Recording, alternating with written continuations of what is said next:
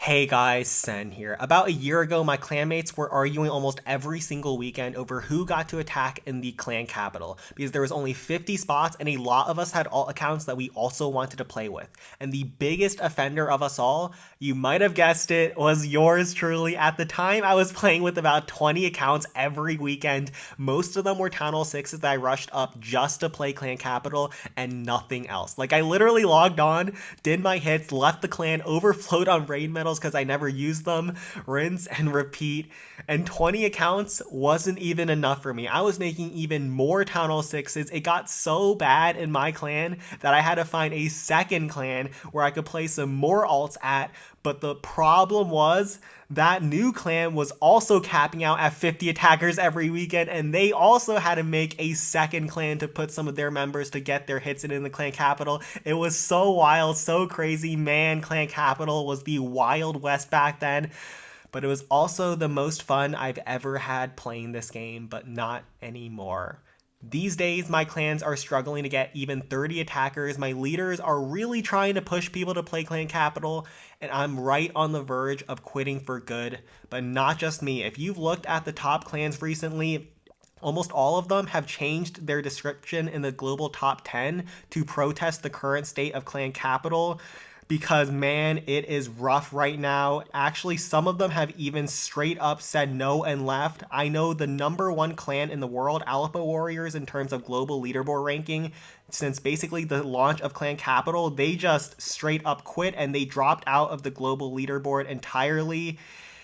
It's rough out here, and today we're going to be talking about a lot of problems that are plaguing the clan capital, starting with offender number one as we go over some replays. Man, this last raid weekend really just drove the nail in the coffin for me, showing how stupid the graveyard spell has made this game mode.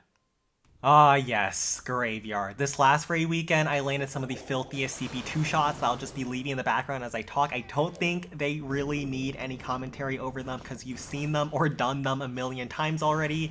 Supercell actually nerfed Graveyard twice actually already, but it's still by far the most dominant strategy in the clan capital, bar none. Some variant of Graveyard spell can and will work against every district and almost every layout you run up against, including Dragon Cliffs. There's that stupid Fortress Inferno Dragon spam that works over there.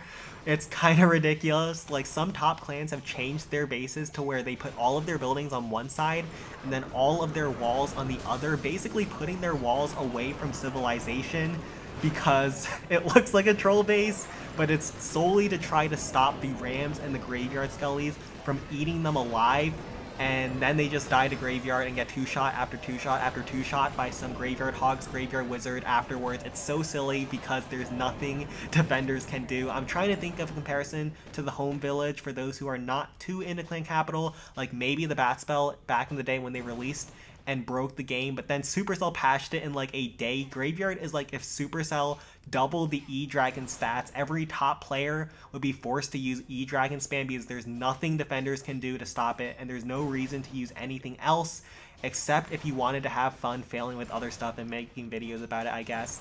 But I'm about to splash you with the cold, hard truth. Santa Claus isn't real, and sometimes I fail attacks. I know, crazy. If you've watched my videos, you would probably think I never fail, but it happens even to the best of us.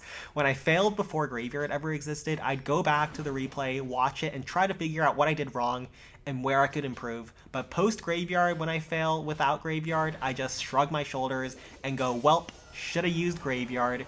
It just feels so bad, and all the top clans spam Graveyard because they have to do that to stay competitive. Probably at least 250 out of the 300 attacks they do every week are just graveyard spam. Actually, probably closer to 270 plus, and then those remaining 30 attacks are like default one-shot attempts, and that a lot of them involve graveyard as well, or attacking Dragon Cliffs with Inferno Dragons or Archers or something else. But at this point, I don't know what Supercell wants with Graveyard. They haven't touched it in months, and the meta is just completely stagnant at the very top levels of Clan Capital. At the lower levels, you don't even have Graveyard, so I imagine it's still kind of fun down there, but at the top, everyone is spamming it to death.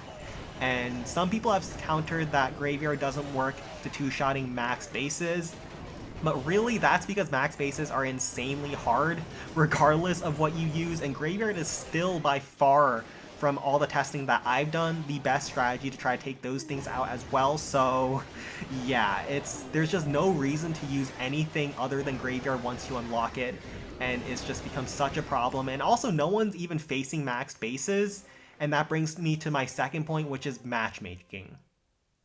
So another complaint from the top clans or just any trophy pushing clans is the matchmaking. So it's kind of rough right now. How it works is that once your clan hits 1600 upgrades, every clan north of that gets thrown into the same matchmaking pool. So a clan at 1600 upgrades can in theory face one that's completely maxed at 3000 upgrades and vice versa. So 1600 to 3000 upgrades, that is a 2x difference basically. And for the top clans, this amount of randomness and variance, which is huge, can really hurt them on a week-to-week basis, because if you face a CH8 or a CH9 clan instead of a CH10, they have less district levels, less ruins, and less buildings in their districts.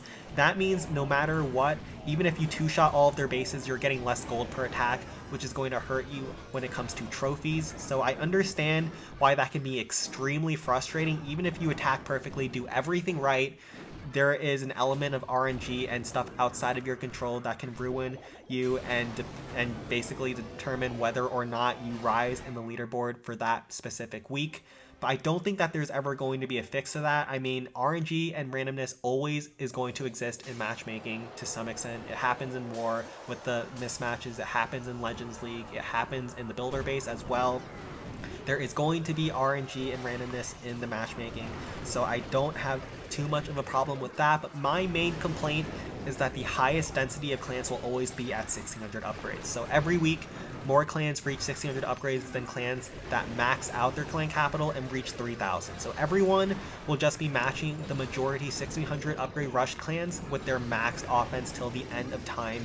And I don't think that Supercell will ever be able to balance that over the long term. So I think that is something that absolutely needs to be fixed, because if they're not going to be able to balance level 5 troops versus level 2 spear throwers. It's just not going to happen, and especially right now, it's super bad because Graveyard exists and it absolutely kills 1600 upgrade clans. If you have maxed Graveyard versus 1600 upgrades, let me tell you, you can have your infant crawling on your tablet, dropping your Graveyard spell, dropping your Rams, dropping your Hog Raiders, and you will still two-shot the base. At least if they didn't hit the surrender button early. Defending against Graveyard at that level is a pipe dream, even though I will say that the balance is not as bad as it is with most other attacks.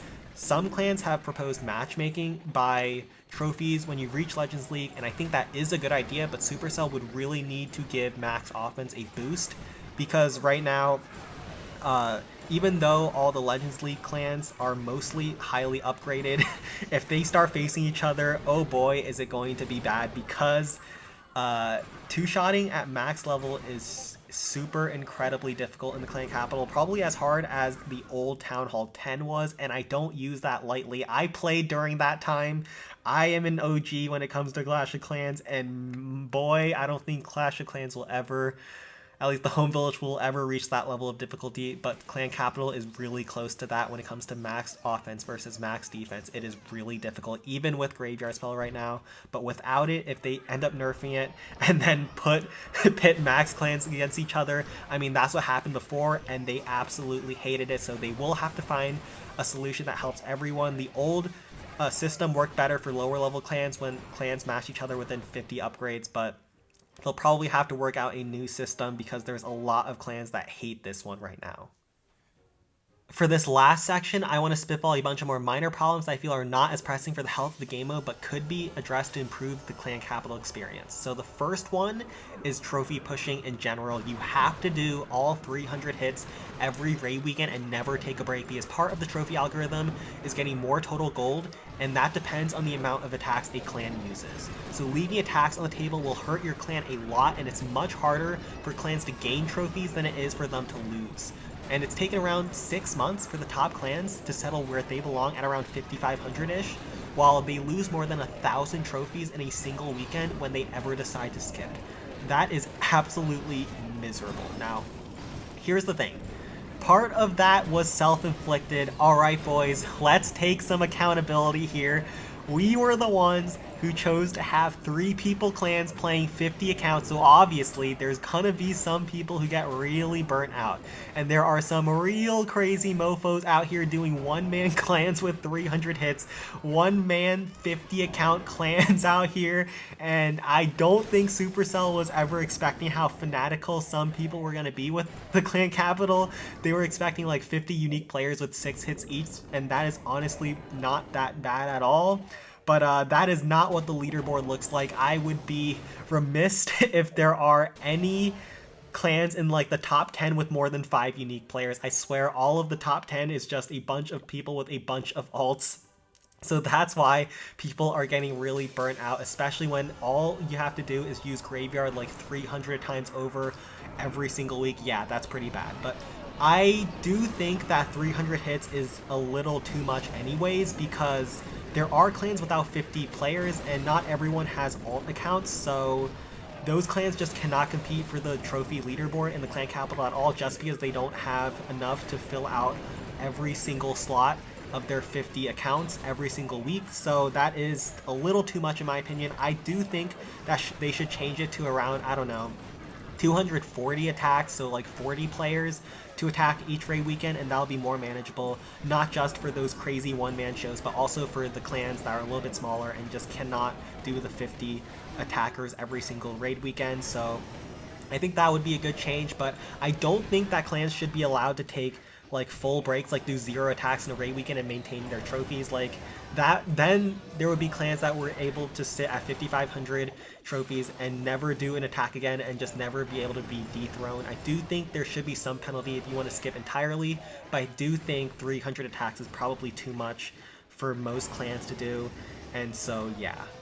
But also, I want to talk about the defense in the clan capital. Defense in the clan capital just does not matter at all, except for raid medal calculations, and even then, that only takes into account your highest defense score. So even then, your base layout doesn't really matter. It's just about who is the worst clan that attacks you, and that's how many defensive medals you'll get. But for trophies, it doesn't matter at all past 1600 upgrades. So when you're in that upper matchmaking pool, your defense actually does not matter at all to your trophies, and I've noticed that just no one really cares about their defense. They all just run like default layouts, or they move 1 or 2 buildings around, because it really doesn't hurt them at all when they don't, you know, try to redesign their layouts and do anything special with their bases.